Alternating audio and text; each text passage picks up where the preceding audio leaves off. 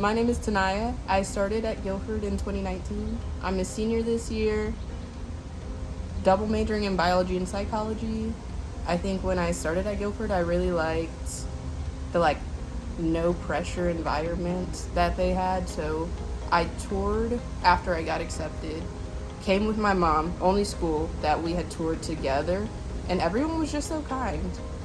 We're from Illinois originally, and people will pass you on the street and not necessarily say hi, but the fact that if we needed help, people would stop and they'd be like, I think this is where Duke Hall is.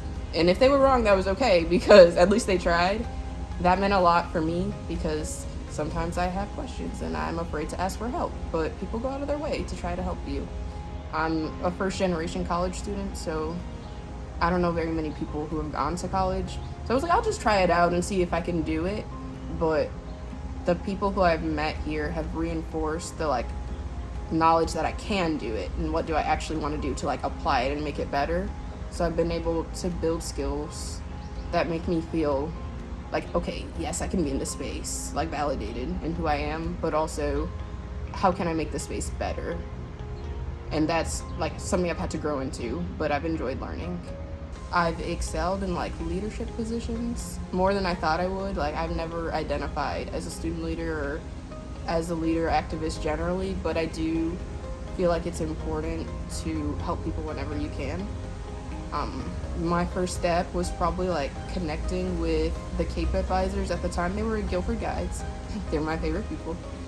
And they were like, Tinyah, you should apply to be a resident advisor, because we see you with your classmates. You're always trying to lift them up when you can. And next year you can do the exact same thing, but also get paid for it. I was like, why not? Try it. Post Guilford, I always knew that I wanted to be a psychiatrist. Coming in, I didn't know how exactly to get that done. I declared psych as my first major, and then I was like, if I want to go to medical school, I also have to do biology. And they were like, well, most people don't do humanities and also a science, because that just doesn't make sense to people's brain. But for me, it made all the sense in the world, because if you're going to help people, you need to know how people work, at an anatomical level, but also just how to interact with other people.